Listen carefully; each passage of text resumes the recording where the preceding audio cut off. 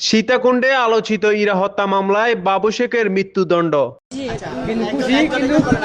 একটা খুশি আর একটা এখনো খুশি হয়নি। যখন ওরা যতক্ষণ পর্যন্ত ফাঁসি দেওয়া হবে না এতক্ষণ আমরা শান্তি নেই, তখন আমরা ফাঁসির কার্যকর চাই।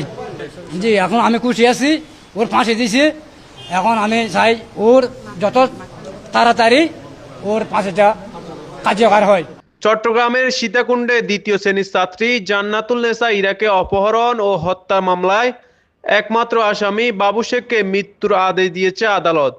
একই সঙ্গে তাকে 2.5 লাখ টাকা অর্থদণ্ড দেওয়া হয়েছে।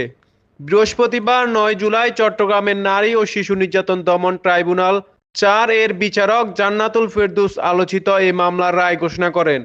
চাঞ্চল্যকর এই হত্যাকাণ্ডের মাত্র 4 মাসের মাথায় মামলার রায় ঘোষণা করা হয়। আমরা লয়ার হিসেবে এই কারণে সন্তুষ্ট, এই রায়টা যেমন আমার বাড়ি সীতাকুণ্ড এবং আমি অতিরিক্ত পাবলিক প্রসিকিউটর হিসেবে আদালতে বর্তমানে নিয়োজিত আছি।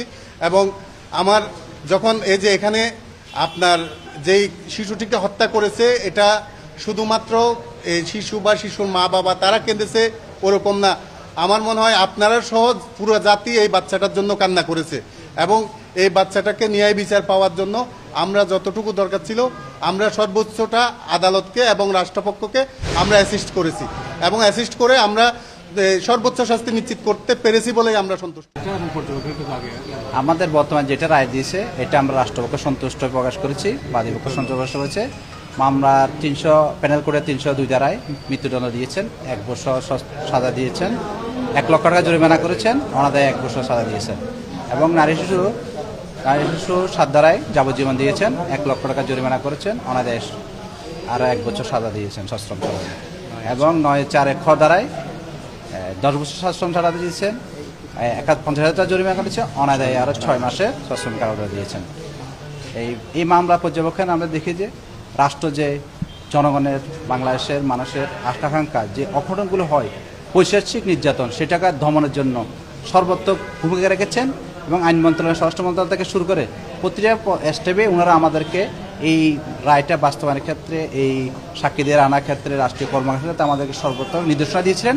আমরা সেই নির্দেশনা দ্রুত মামলাটা 13 কার্যদিবসের ভিতরে আমাদের বিজ্ঞ আদালত যথেষ্ট পরিশ্রম করেছেন। উনি প্রায় 5টা পর্যন্ত কোর্ট করেছিলেন, প্রতিদিন সাক্ষী গ্রহণ করে। আজকে সেই রেজাল্টটা আপনারা দেখতে পেরেছেন। আমরা চেষ্টা করেছি সর্বোচ্চ বিচার ব্যবস্থাতে মানুষের আস্থা ফিরে আসে সেটা বাস্তবায়ন করার জন্য বর্তমান সরকারের পক্ষ থেকে আমরা চেষ্টা করেছি রাষ্ট্রপক্ষে। রায়ের প্রতিক্রিয়া হচ্ছে আমার এই যে আসামি বাবু শেখ সে হেভিজুয়াল অফেন্ডার না, সে আগের কোনো পিসিবিআর খুব ভালো, তার কোনো আগে কোনো মামলা ছিল না।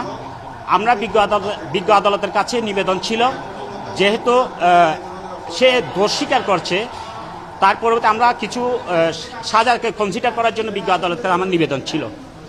এরপর বিজ্ঞ আদালত যে রায়টা সাজা মৃত্যুদণ্ড দিয়েছেন তার এই রায়ে আমরা সন্তুষ্ট না, আমরা উচ্চ আদালতে যাব, তার পরিবারের সাথে ন্যায় বিচার